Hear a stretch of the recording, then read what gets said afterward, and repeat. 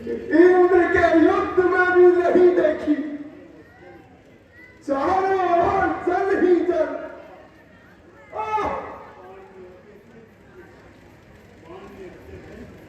बाण ने हिले बींद दिया। राम राम बचाओ बचाओ। हाय नाथ,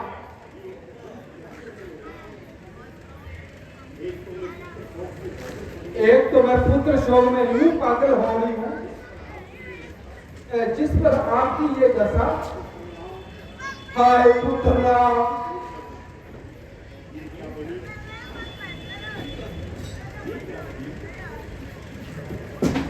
ये क्या नहीं, तुम फिर अधीर होने लगी। चला चला कौशल्य अभी तक सुमंत नहीं लौटा। संध्या हो गई, अभी तक नहीं आया। कहाँ है राम, कहाँ है मेरा राम।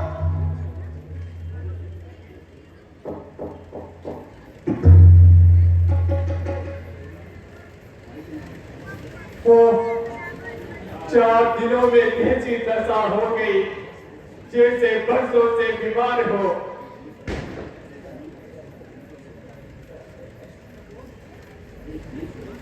अरे सुमंत, मेरे राम को कहाँ छोड़ गए तुम? देवी, राम नहीं लौटे। महाराज प्रणाम।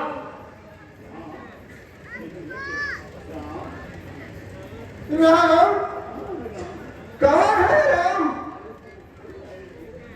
अरे तुम अकेले आए हो, मेरा राम कहाँ है? अरे सुमंत्र, तुम आते क्यों नहीं? मेरा राम कहाँ है?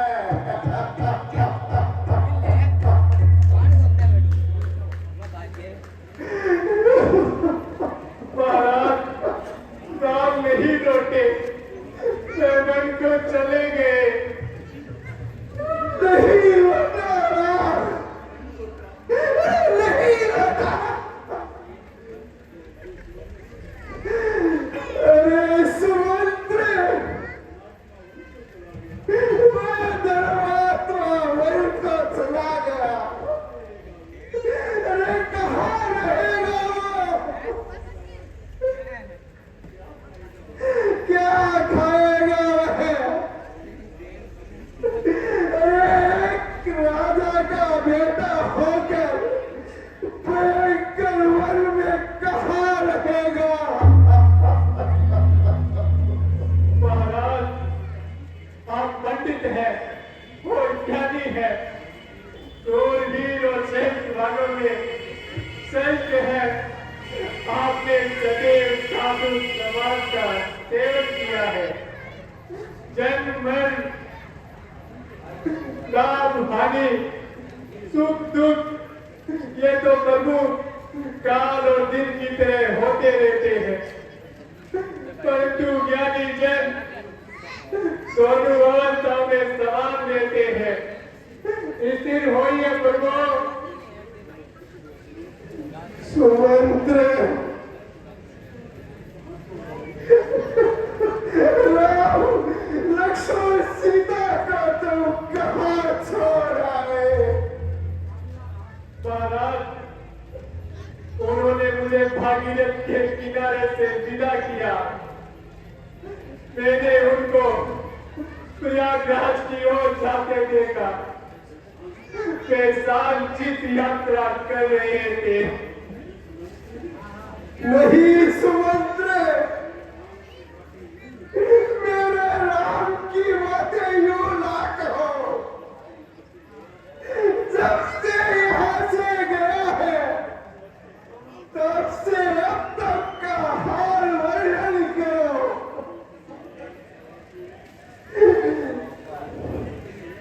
जाने के समय देवासियों ने उसे जाने कैसे दिया? महाराज, उस समय की बातें क्यों पूछते हैं आप? अरे उन बातों को याद आते ही कलेजा फटने लगता है। पैरों से राजकुमारों के निकलते ही चारों ओर हाहाकार मच गया। सड़कें, मकानों के बरामदे, खिड़कियां, छतें और दरवाजे सभी मनुष्यों से भर गए। केवल शोक तभी सुनाई देती थी। स्त्रियां रोते गले से कह रही थी कि आज हम तो अभिषेक के लिए जाते। युवराज रामचंद्र और तेरी सीता पर फूलों की वर्षा करने को थे और कहा बन जाते वनवासियों पर आंसुओं की वर्षा कर रही है। राम उन्हें समझा कर आगे बढ़ रहे थे, परंतु सभी नर नारी उनके साथ जाने को उड़ीर हो रहे थे।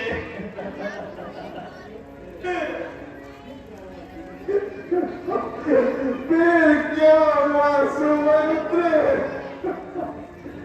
समझा के किनारे जाती जाती रात हो गई।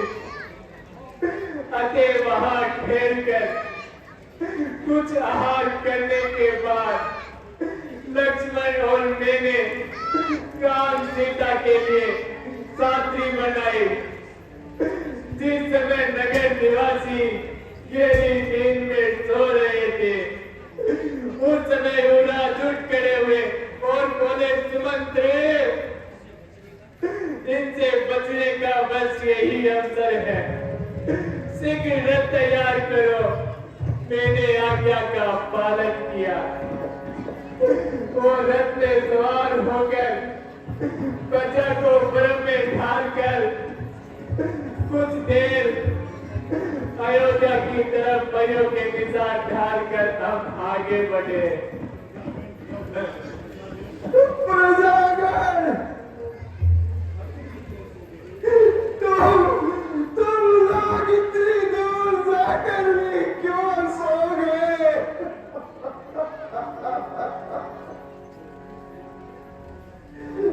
फिर सुमंत्र, आगे क्या हुआ?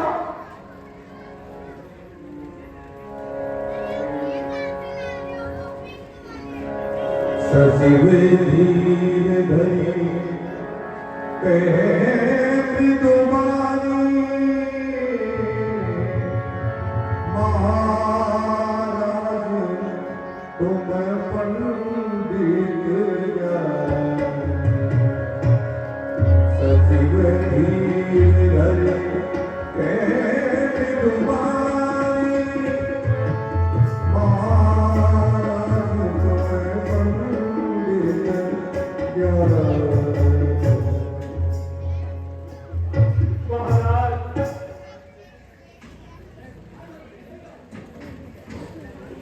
महाराज,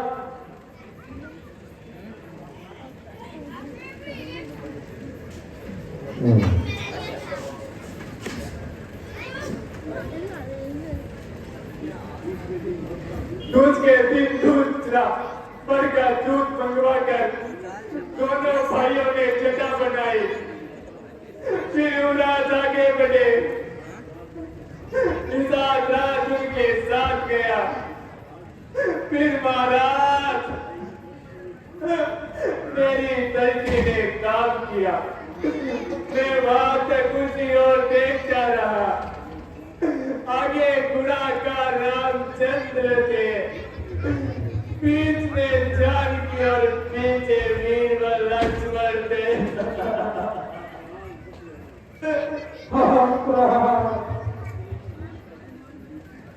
अभी चिंता की ममता नहीं होती। सुमंत्र, मैं मैंने तो तुमको उनके साथ ही रहने को कहा था, फिर तुम क्यों चले आए? महाराज, आप यदि आज्ञा ना भी करते तो भी कौन मूर्ख उन्हें छोड़ के रहता। परंतु क्या करूं महाराज, रामचंद्र किसी तरह नहीं माने, क्योंकि यदि तुम नहीं जाओगे तो मंजली माता जी समझेगी कि मैं वन जाने का बहाना करके कहीं और हूँ। इसे पिताजी के साथ एक नया दुख लग जाएगा। हाँ पुत्र,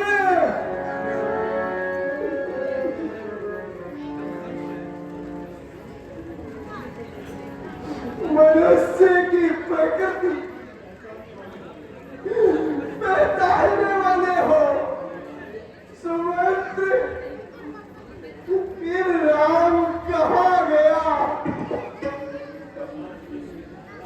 इसके बाद मैं इधर चला आया, परंतु आते समय उनके आगे जाने का समाचार मुझे मिला। वहां से राम प्रयागराज में भारद्वाज मुनि के दर्शन कर चित्रकूट की ओर गए हैं। हाय, मैं कैसा दुरात्मा हूँ, ऐसे सदात्मा को वन में भेज दिया। ऐसा पुत्र त्रिभुवन में और कौन हुआ है? हाय, कहाँ जाऊं मैं? सुमंत्र, आपने और क्या कहा? महाराज, सब बताता हूँ। राम ने अंतरपुरवासी समस्त जनों को तथा हृदय प्रणाम आदि कहा है। माता के को प्रणाम कहकर कहा है कि भरत को नदियान से बुलाकर महाराज से कहकर शीघ्र उसका राज्याभिषेक करवा दे। भरत के लिए उन्होंने कहा है कि वह सब माताओं से एक सा व्यवहार करे, पिताजी को संतुष्ट रखे। महाराज जब तक जीवित है युवराज रहकर संतुष्ट रहे और महाराज की आज्ञा अनुसार राज्य कार्य करे।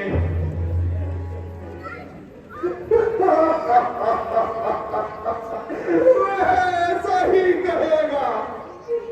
सुमंत्र, मेरे लक्ष्मण ने क्या कहा? महाराज, सुमंत्र, तुम संकोच न करो। उसने जो भी कहा है मुझे बताओ। बताओ, बताओ सुमंत्र, मेरे वीर बेटे ने क्या कहा है? महाराज, जिस समय रामचंद्र माता के चरणों में प्रणाम कहकर समझा रहे थे, उस समय लक्ष्मण स्थिर नहीं रह सका। क्रोध में आकर महाराज के विषय में कुछ कठोर वाक्य कह उठे, जिस पर धर्मात्मा राम ने मीठे शब्दों से डांट कर उसे क्षमा याचना करवाई। लक्ष्मण ने ठीक ही मेरी निंदा की। मैं ऐसे साधु पुत्र को राजभवन में बैठा,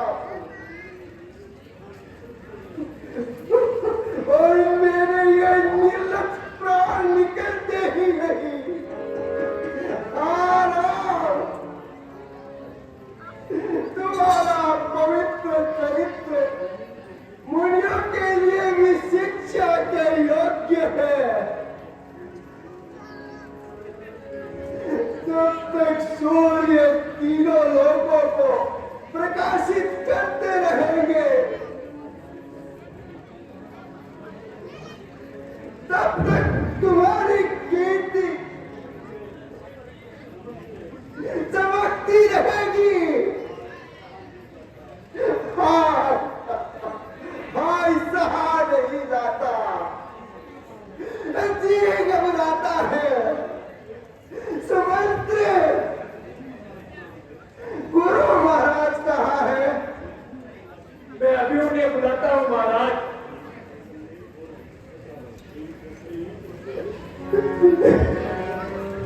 देवी कौशल्य, मैं किसे दोस्त हूँ? इस महादुख का कारण मैं स्वयं हूँ। मैंने युवावस्था में एक भयानक पाप किया था। भूल से एक तापस के पुत्र श्रवण कुमार की हत्या इन हाथों से हो गई थी। शिकार खेलने वन में गया था। दूसरे किनारे दूर श्रवण नदी में जल का घड़ा भर रहा था। शब्द सुनकर मैंने समझा जो कोई जंगली जंतु जल पी रहा है। मैंने शब्द को सुनकर लक्ष्य कर बाण छोड़ा। बाण श्रवण की छाती में लगा और वह मृत्यु को प्राप्त हो गया। मेरे द्वारा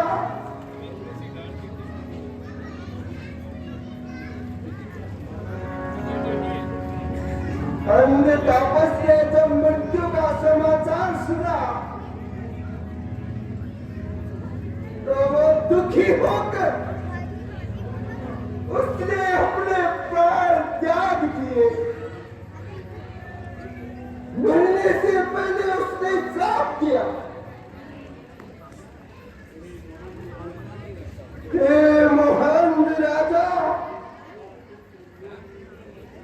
जिस प्रकार पुत्र वियोग में मैं मरता हूं, वैसे ही तुम्हारी मृत्यु हो। तापस को मरा जाए। श्रवण की बुद्धि मां ने भी अपने प्राण त्याग दिए। जिसका दिया श्राप भी मुझे अभी याद है। उसने कहा था, पति का सब कर्म विहीन पड़ा हो नरपति, यही हाल तेरा। तेरी भी मिट्टी पड़ी रहे जब आए अंत काल मेरा। और ये कहते कहते वह तापसी भी सुरपुर को सिधार गई। उस दिन ये तीसरी मौत थी मेरे हाथों। देवी, जब दशरथ के बाण से लगा श्रवण को बाण, माता पिता ने शाप दिया, तजो पुत्र दुख प्राण। माता पिता ने शाप दिया, तजो पुत्र दुख प्राण।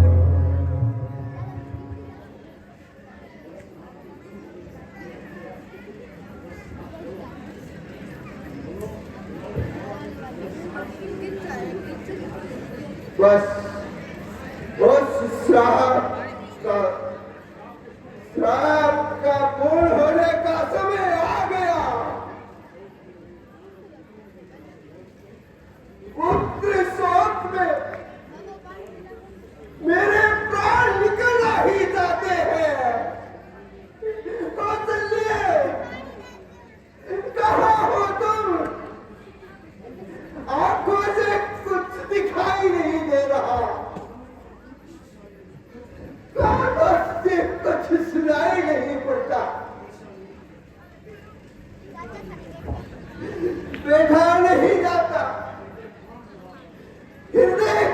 कांप रहा है।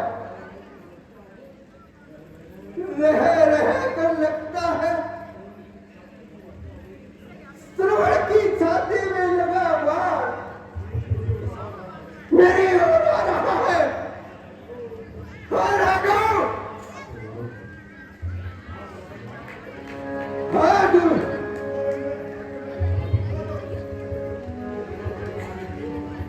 हाँ पुत्र,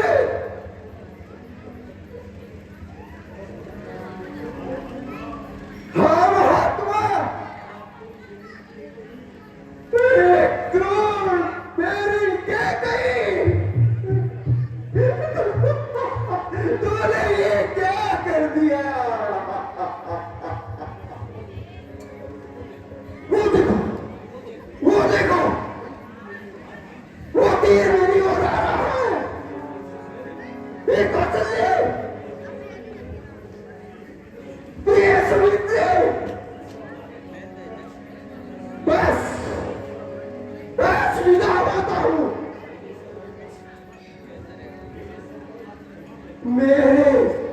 मेरे सब अपराध क्षमा करना। हाँ राम,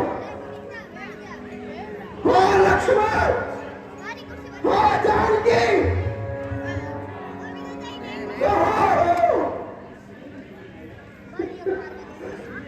इस समय भी नहीं आए। तीर, तीर, राम राम कही राम